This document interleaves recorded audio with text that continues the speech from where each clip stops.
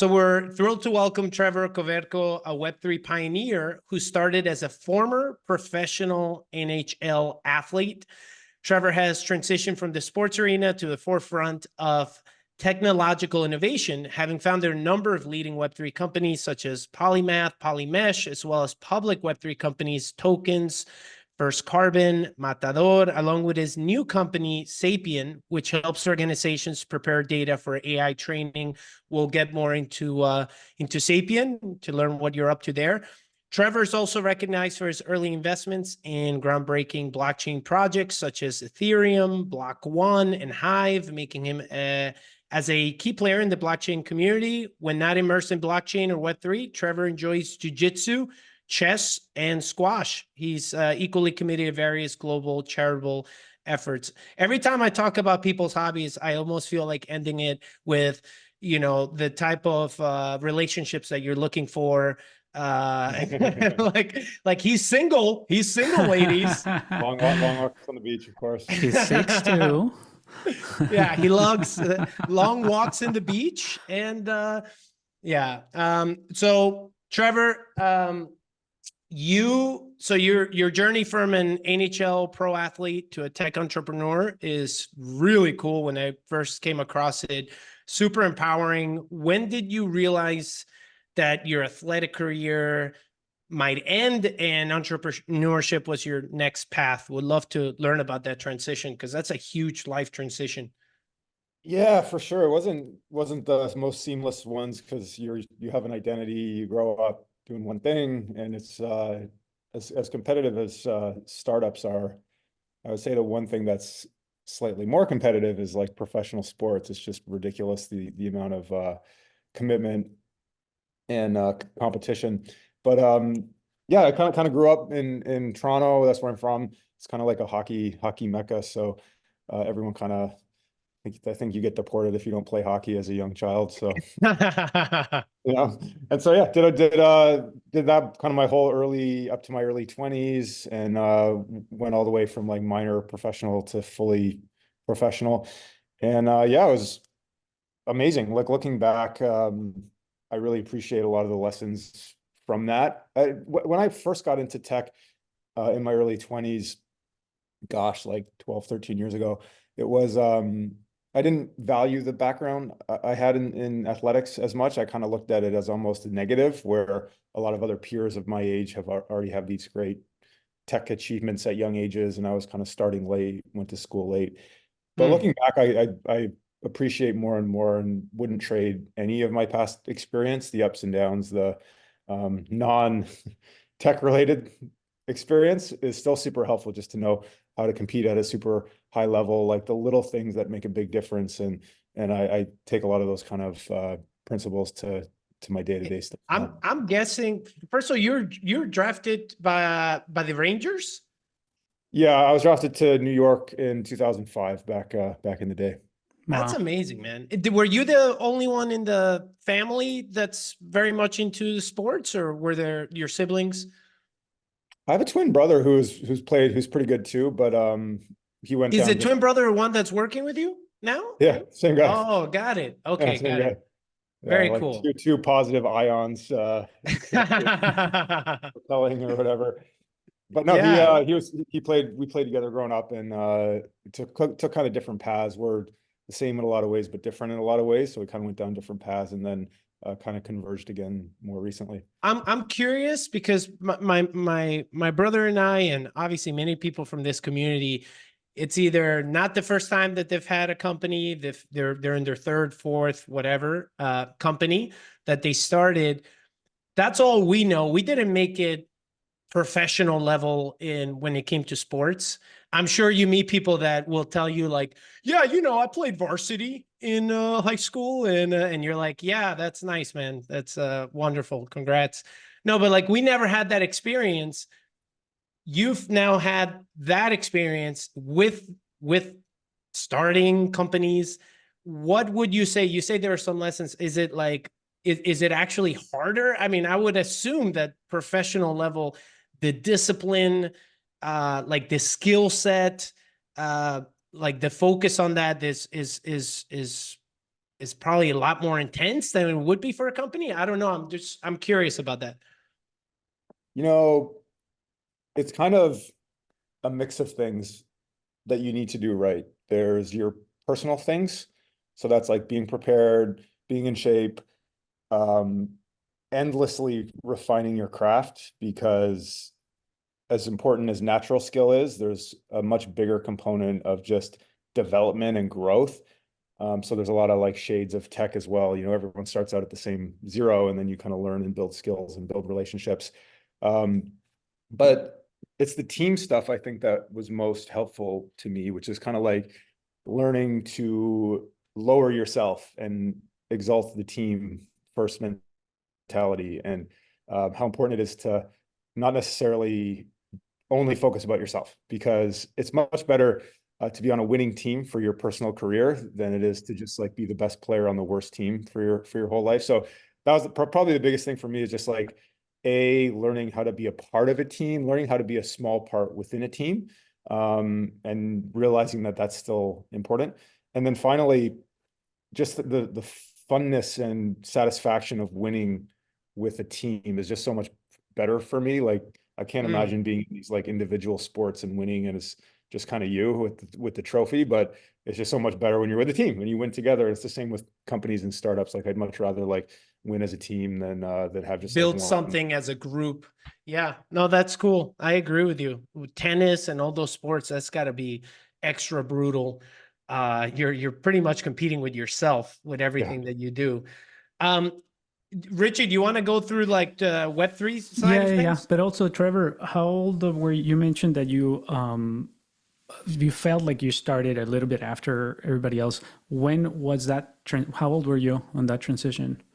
Yeah, I was early 20s, which was, I guess, kind of a blessing in disguise, because if you go too much further down the path, it would have been even harder to transition, I think. I see that as well, like people that are in one career, like consulting or something, for so long. Not only do you have to like learn something completely new, which is startups, but you kind of have to also unlearn what you learned, because a lot of it is detrimental to it. So yeah, I was early 20s to me. There's some like injuries. I had a car accident that was pretty unfortunate. And at the time it was tough, and it was like more of an identity crisis. But I think if I did anything, it was just kind of like, okay, well, let's go to chapter 2 and make the best of it. And that mindset, I think, helped with the transition. And by the way, I love the very authentic way that you tell the story on your LinkedIn profile. Is very like, it's great. It's super. It stands out from a lot of like LinkedIn, profiles. You really go down to like your personal trajectory. Rather, I'm hearing like your life story rather than, just titles and things. And so it's pretty cool. Very authentic. As a very active leader in the Web3 space, what initially attracted you to blockchain technology, and what potential did you see that many missed, or what was the most exciting piece of it, and what brought you in? Yeah, it all started super early in the kind of trajectory of the technology in 2011. I think I was super interested in this thing I kept hearing about in my circles. At the time, it was a certain type of group of people. It was a lot of like kind of cypherpunks and libertarian types that were interested in this, because that's the only way it was circulated on these forums and stuff back in the day. And yeah, it was just a fun little side thing where we started hearing about it. We started like going to conferences, and we're all basically living in our parents' basement at the time, but we were all just like super hobbyist mentality about it. And it was nice because like back then there was no careers or no money to be made, really. So it was just like people that were interested in the mission and the technology more than anything. And that was just kind of the beginning of it. And pretty much since then, I've been off and on for the next couple of years in the space, and it started picking up steam. And I remember seeing a lot of like really high profile Silicon Valley leaders that I respected a lot getting interested. And that was a big moment when we saw folks like Naval Ravikant was like joining some Skype calls and folks like that. And it's like, oh, there's really something here. And that was kind of part one in Bitcoin. And then Ethereum came along, very fortunately, where I was living at the time in Toronto, just kind of in my backyard. That's where Vitalik is from. And that was kind of like the next big milestone for Web3, It wasn't called Web3 at the time, but kind of like a new protocol that was more expressive and that you could do more, it's more programmatic, and it brought even more smart engineers into the space. So I was super active in that community. And then eventually by 2017, I decided to start my own project, and that kind of started my journey as like a founder entrepreneur in the Web3 space. Awesome. What's your take on the current, by the way, I'm a founding governance member of the Orange DAO. Oh, no way. We just went through Orange. Yeah, that's what I was going to ask you. Like, did you, are you one of the portfolio companies, or how did you? Okay, awesome. Very cool. Yeah, I know so Ben and Don and the Burke and the team there, and it's awesome. Yeah, it's an amazing community. I love it. In what's your take? Because you're very deep, even from the early years in Web3. How would you describe what we're going through right now in terms of, some traditional people from traditional industry say it's overhyped, this and that, and like, you know where we are right now. How do you describe this moment in time? Because you've been in 14 years in this industry. I would say, to analogize with previous arcs of whatever technology revolutions or whatever, there's kind of like phases. So crypto kind of goes back and forth between needing more infrastructure and then needing more applications to fill that infrastructure. So originally the thesis around crypto, like the smartest VCs and founders would be building infra. So like building the piping, the plumbing, in crypto, that's like the scalability, that's like the wallet technology. That's also a little consumery, but like kind of like the back end part of Web3 that makes it more scalable and more usable.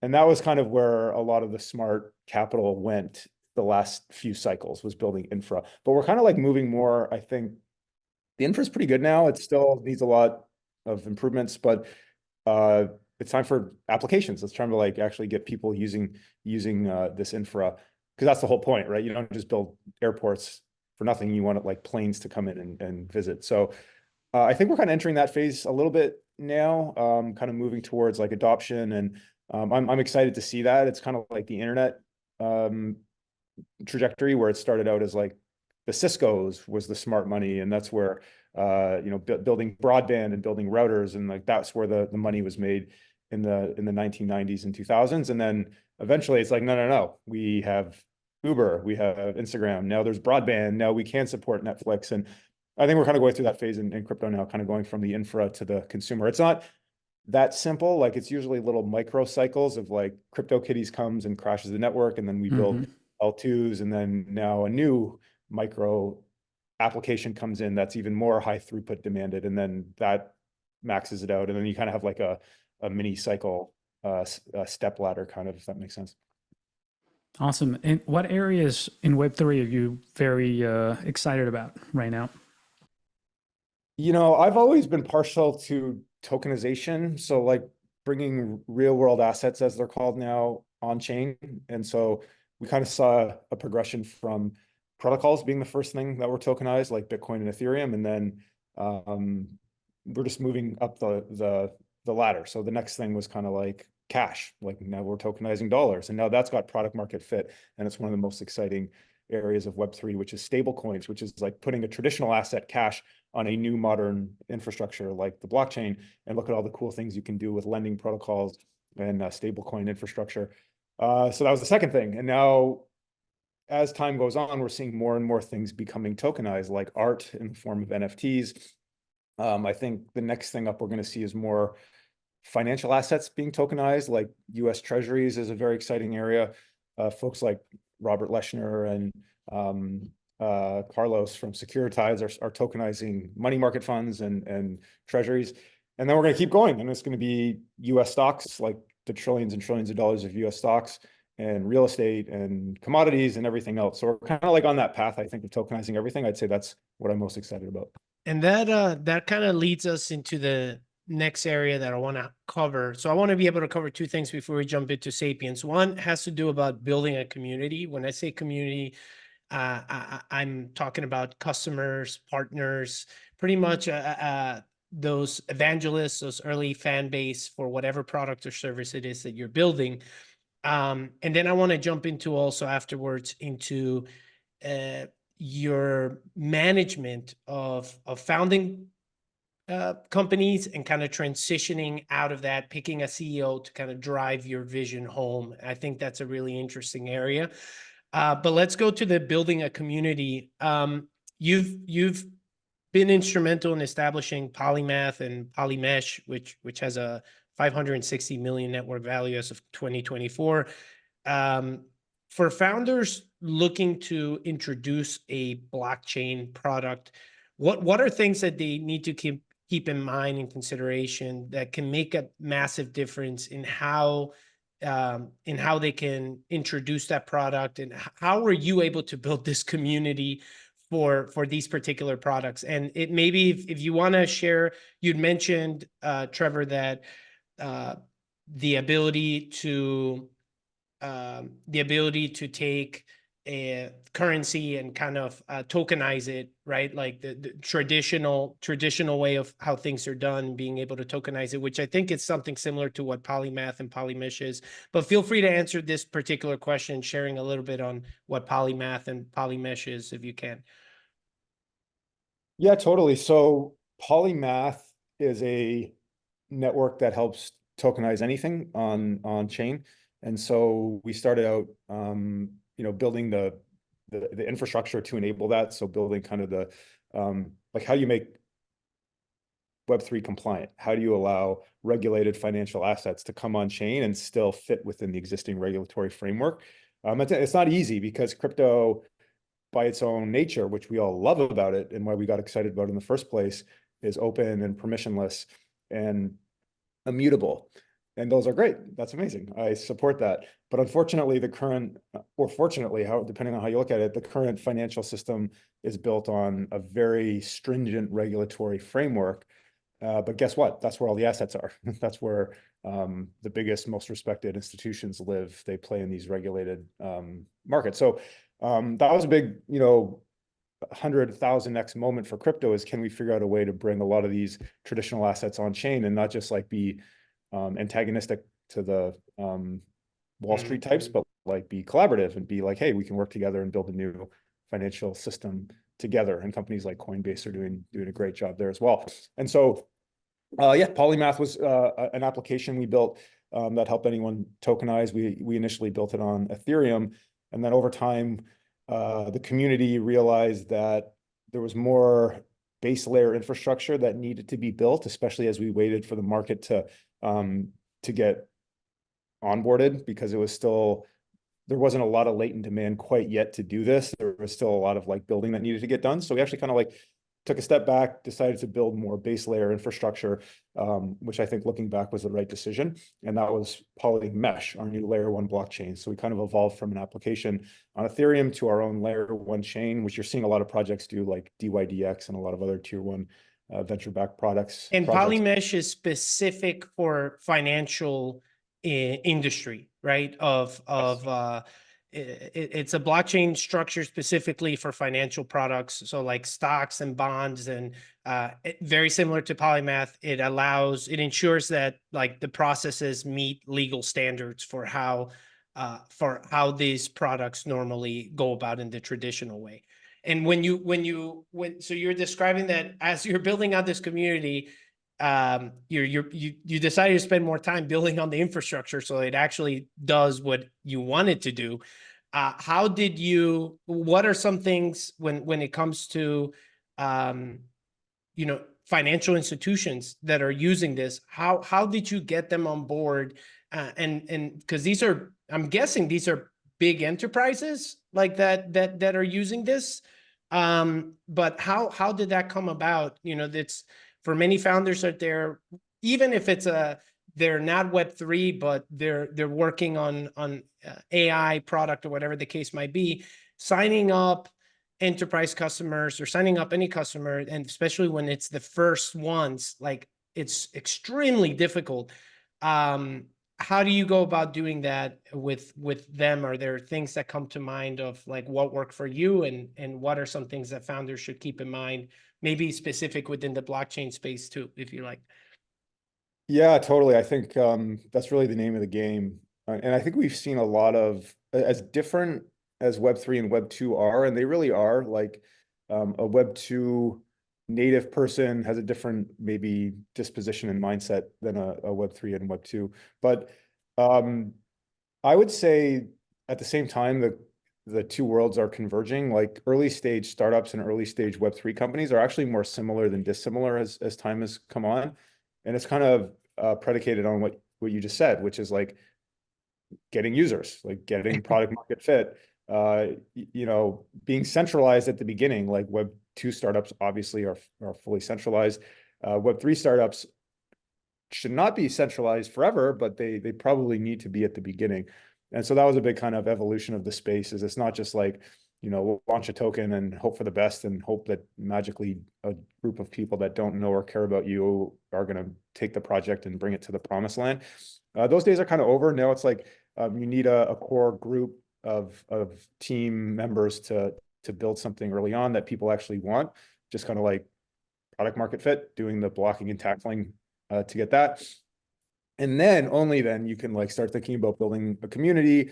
And then and only then can you think about like what a token could do to help like streamline the network or improve it or acquire users or all of the above. So that's been kind of an interesting evolution of the space, is how the more different these worlds are, they're actually kind of the same in a lot of ways. And I try to advise early founders as well to, you know, don't just get nice white papers and websites and stuff, like talk to users, talk to customers, get traction early, and then it'll make your life a lot easier as you kind of move towards more of a tokenization strategy. For Polymath and Polymesh, were partnerships a big were vital in terms of getting them out there? Was there, in terms of a distribution network, or like was there something that you said, we made this decision and it kind of took off from there?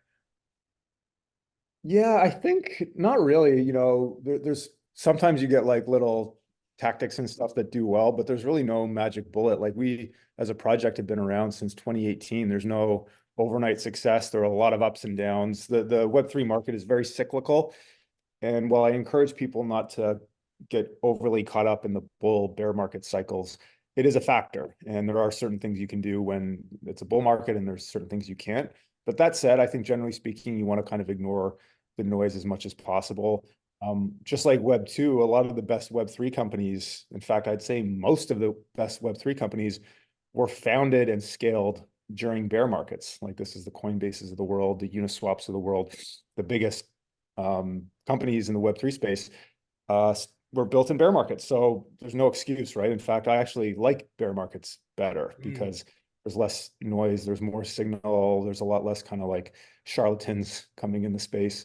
And I look for that too, like folks who have been through a couple different cycles too, because you know they really believe in the underlying technology. I want to move to the way that you've managed a number of the different companies that you've set up. So normally you often choose to step back from the CEO position after setting up a successful venture. I'd love to learn more about your philosophy behind like these strategic moves. Is there a particular company that where did this start, and did you see this from someone else? And, you know, I would just love to dive deeper into this. Yeah, I would say if anyone's read the like Paul Graham essays on maker versus manager, I would say I'm like naturally more of a maker. I like being like building and being creative, and having more like uninterrupted times of working rather than kind of like a top-down natural born CEO.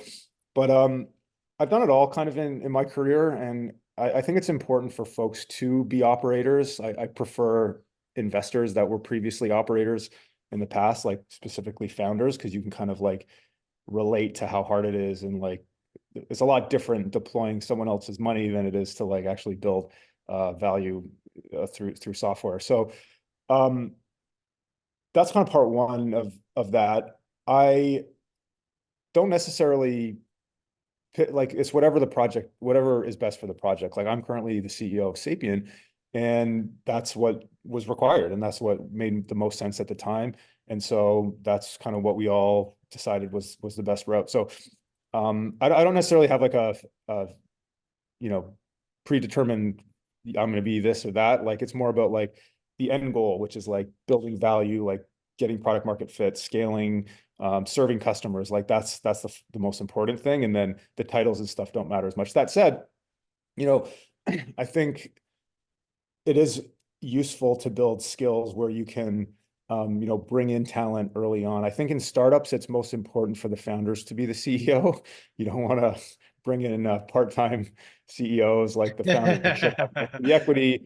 And it is really hard to bring in CEOs. Like it's really, really difficult at any point in the process. I think the Silicon Valley way will tell you, you know, the founders like go all the way to like just before going public or all the way through in an ongoing way. And I've realized that whether I'm an investor now, I've done a lot of angel investing and stuff, I prefer seeing the founders running the company because you just have that care factor that's hard to like replicate with a hired gun at the same time. But that said, that's not the only way to do it. Like there's more ways to launch businesses than the Y Combinator Techstars model, as much as I think it's the best way to do it. There's other ways to do it too. And you can also like bring in management and be more of like the puzzle master, like putting the pieces together.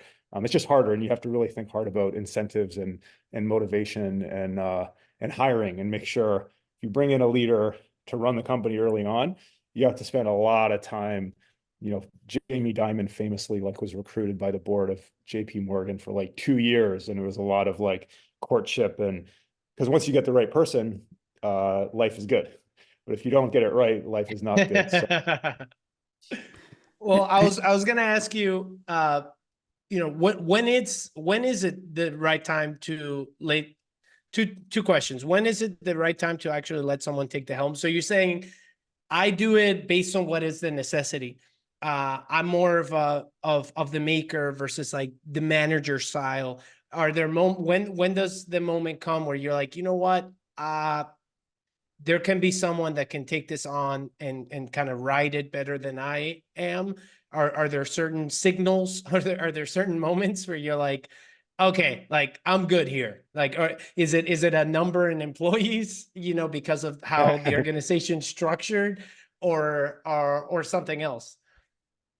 You know, it's a fair question because everybody, you know, just the person that got you from A to B isn't necessarily the person that's going to get you from B to C. And that includes yourself. And firing yourself is one of the hardest things to do and one of the most important, and also one of the best things to do, because it means you've replaced yourself, and that's in that specific role in any event. I think the times have changed a bit. Like back in the day, it was very common for the board and the VCs to replace the founders. It was almost kind of a rite of passage, from what I understand. But nowadays, the data I think shows that no, it's better to like help the founder grow into the next role. And that's kind of the key point is founders just have to constantly be leveling up. And just because you don't have the skills to get you from B to C doesn't mean you can't learn the skills to do that. And if you mix that with kind of the care factor that being a founder and having that ownership represents, it's probably the most powerful way to do it. For me personally, like I think I've noticed a bit of a ceiling getting up to kind of 50 full-time employees. That to me is an area, if I'm serious about continuing to run companies from soup to nuts, like I'll have to level up and get a bit better at that. I've kind of changed my mentality from more of a limiting belief around that to more of like, you know, I'd love to learn those skills as well. But yeah, around 50 employees and my skills. You know, I like kind of the earlier stage, the seed stage, the getting product market fit, the raising seed capital. That's kind of where I thrive most compared to like more later stage stuff.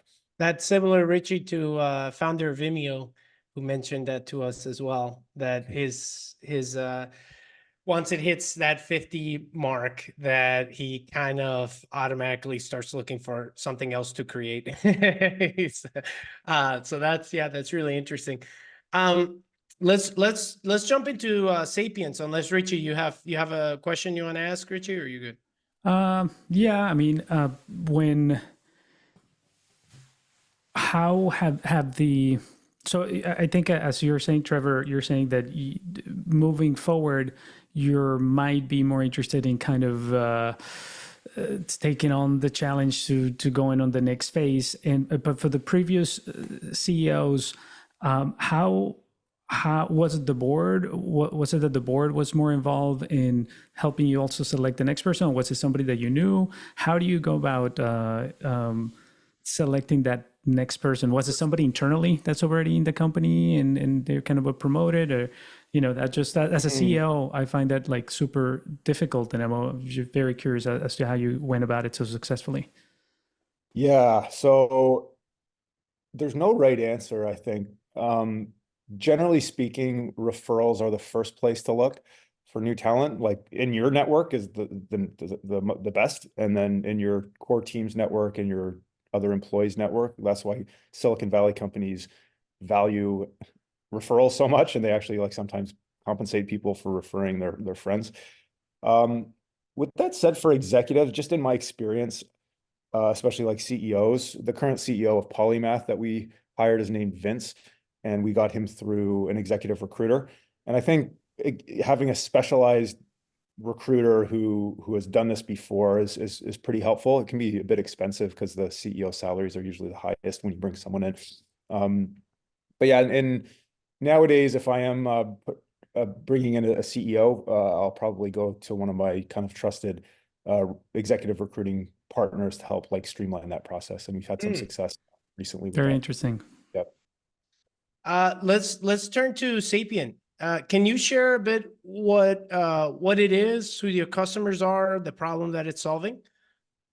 Yeah, so Gail, just a quick backstory is we were researching AI just for fun, and I have a friend who's a machine learning master's student from the University of Waterloo, and we were kind of like learning about the AI tech stack and how it's created and the production of AI data, especially. And we kind of identified one specific area that was surprising more than anything, that we kind of double clicked on, which was the human feedback component of AI, which is like how humans help structure data and fine-tune data post-training, and just how prevalent it is. Like a lot of AI stands on the shoulders of millions of humans doing data labeling entry tasks, primarily in Southeast Asia. And so we kind of looked at that and kind of started studying it. And we weren't like the super deep experts or anything, but we just kind of saw, hey, this seems a little antiquated. It seems a little bit Web 1, not even Web 2, the way RLHF, which is kind of like a component of human feedback of like how humans help make AI models perform better.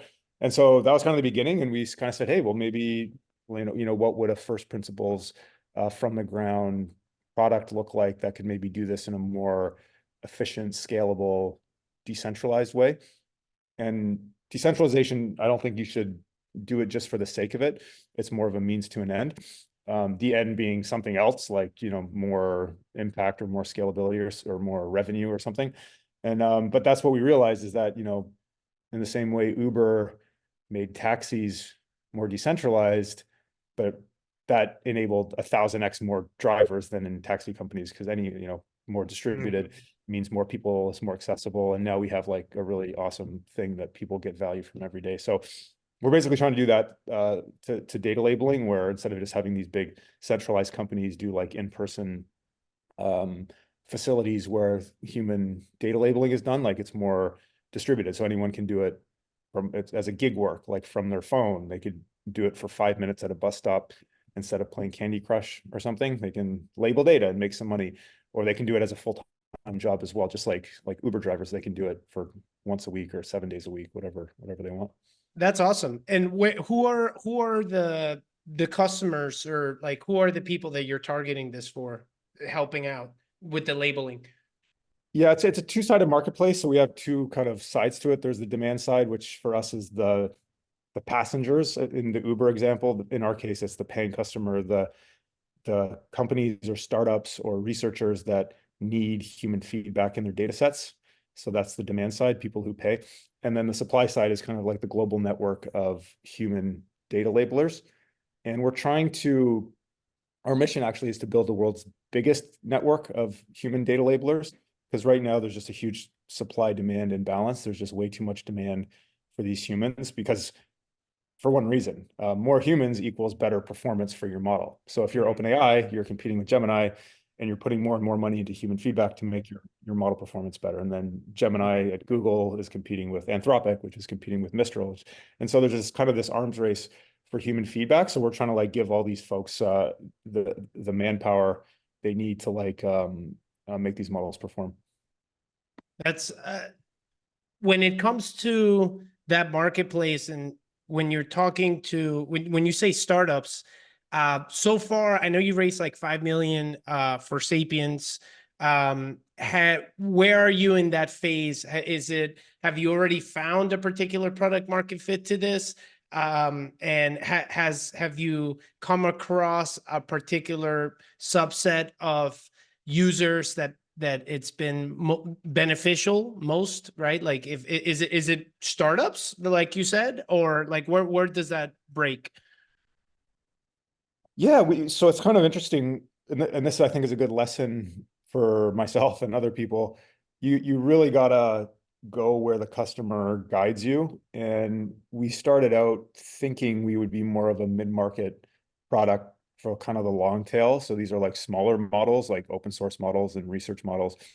But it turns out like the most painkiller demand is from the bigger models right now, because there's just way more competition and activity there. So yeah, we've actually kind of done a pretty good job, I think, of getting early traction, and focused on not necessarily hyper-scaling this and making it decentralized in 3 weeks or anything, but like just getting real users, real revenue, real customers, and then kind of sequentially scaling the infrastructure and sequentially decentralizing. So yeah, I'd say, product market fit is a subjective thing in some ways, but I think we're well on our way if we're not there already. We're pushing up on about 1 million ARR just after less than a year. So we're kind of like on a good trajectory, and Awesome. Amazing. Congratulations. Thanks. That's really exciting. Richard, are there any things that you want to specifically go over on this? I just want to make sure I'm not. Yeah, no, I mean, one of our recent guests, she talked about step function or marketplace and how to accelerate basically one side of it, because in essence is definitely a marketplace. You have the labelers, and then you have the customer. How I mean, it's super early, right? Super early in your tech startup, but like how have you gone about first going to the customer and then working on the labelers?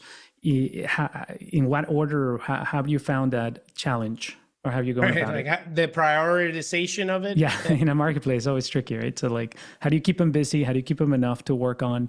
But on the other side, if you have a customer, then you have to have, X number of labelers, and you got to get it done. So how is that challenge going about? And I also have experience on a similar gig-like marketplace in the past. So that's why I ask.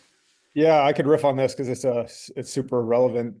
And even to back up, I would say it's important for founders to, especially younger, earlier founders, to know what type of business they're in, because the way you run an enterprise SaaS business model type business is a lot different than a two-sided marketplace, which is a lot different than consumer versus B2B.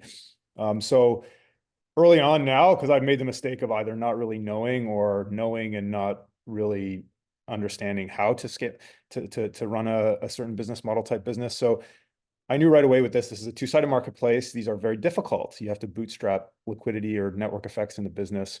Somehow there's that cold start problem that I think your other founder was talking about, which is very real, also known as the chicken and egg problem, where it's hard to get one side of the marketplace interested because you need the other side first, and it's just this endless regression.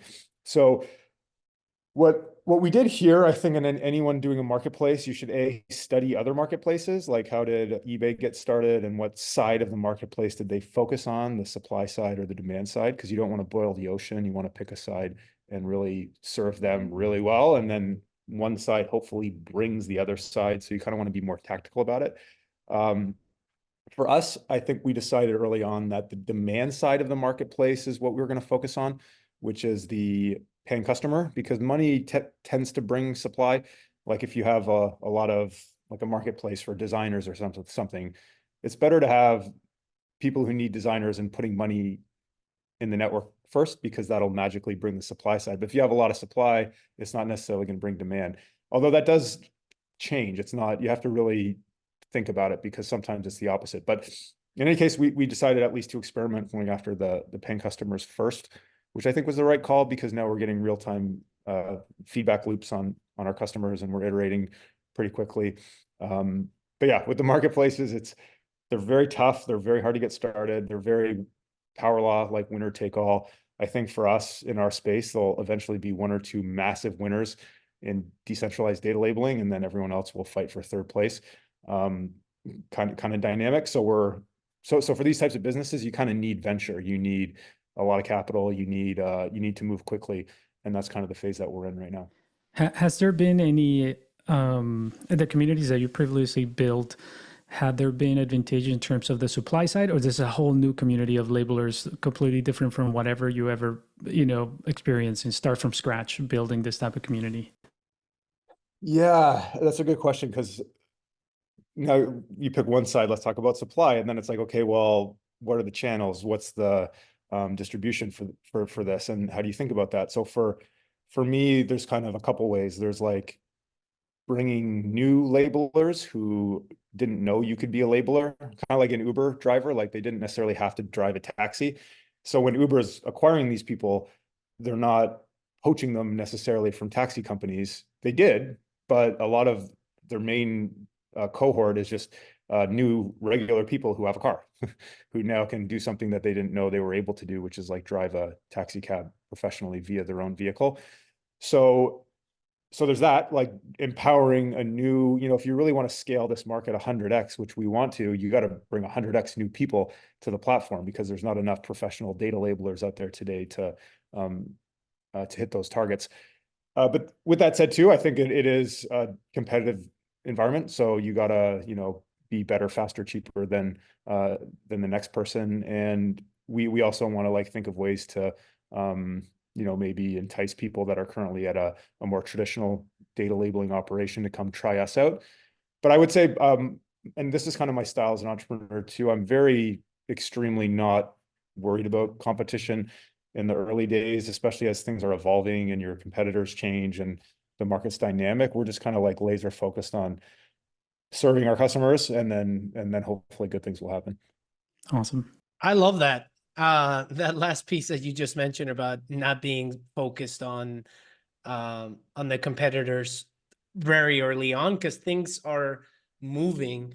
Where did you get that? Was that pure experience? Was that from advice from someone else? Because any founder that has done this plenty of times realizes that fact very quickly. By the second or third venture. Right. By the second, third venture, people are like, oh, but so-and-so is doing it. You're like, I don't give a shit. Like, I don't care. But like, where was that for you? Was it through that? I mean, was it because of, the many different ventures, or how did you come across that conclusion? Just anecdotal experience. Because you look back in Polymath, I was like having little panic attacks every time some new product hunt thing came up. It was just like such a waste of energy. In fact, like nowadays, I don't know if this is like the certified way to do it, but I go the opposite direction. If there's a competitor, I like call them up, not to like fish for information or anything. I'm just like, hey, let's help each other. We got to grow the pie here. Like actually, genuinely, we're not faking it. Like, especially in my last project with security tokens or real world assets, like we're not fighting over slices of the pie. We're trying to 1,000x the size of the pie. So I'd rather us work together and be 50-50 of a gigantic pie than, just 99% of like the tiniest pie. There's obviously some competitive dynamics and you don't want to be stupid, but I'm very like, I'll give an example too with Sapien. There was a really well-known guy who had a similar type idea. And I just took him out for dinner in New York. And we were, and he's he's much more successful than me. And he was even more collaborative too. So to show you how like, and it's funny because now we're talking about becoming partners because we've evolved our architecture where our front end infrastructure is now going to be open and modular. So now we can actually like connect with them and use some of their backend customer data pipelines to label data for. So had we had kind of more of a competitive, closed-minded mentality, that newer kind of evolution partnership would never have happened. So, Trevor, I love that. Are there any other lessons or things looking back at your journey so far? Anything that if it's that founder that's building something for the first time, or even if it's their second time building a new product or a new service, any things that you say, hey, just whatever lesson or whatever pitfall, anything that, you know, for them to avoid, anything that comes to mind to share? move to San Francisco. I'm pretty direct about that. If you're serious, like go move to San Francisco. But when you don't have to stay there forever, but like just move to San Francisco. That's number one. And there's lots of reasons why, but just trust me. And then well, what's the first reason that comes for moving to San Francisco? Is it just the access to the ecosystem, talent, investors? yeah, it's the big league. So if you're serious, this is if you want to be an actor, you go to Hollywood. It's just that's where the biggest surface area for fortunate relationships happens.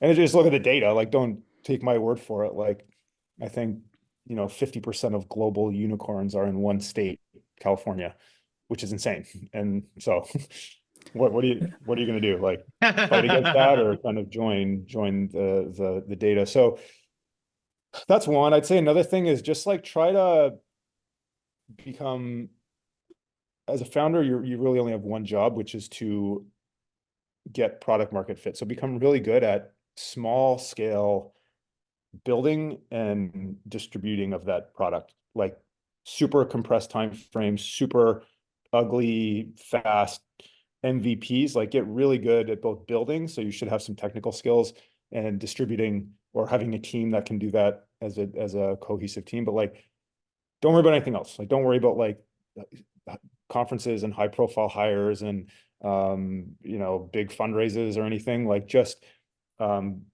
cycle of product market fit, talking to customers, building what they want quickly, fast, over and over again. Like, that's all you really need to do. Everything else is just noise. If you do that, good things will happen, I guarantee.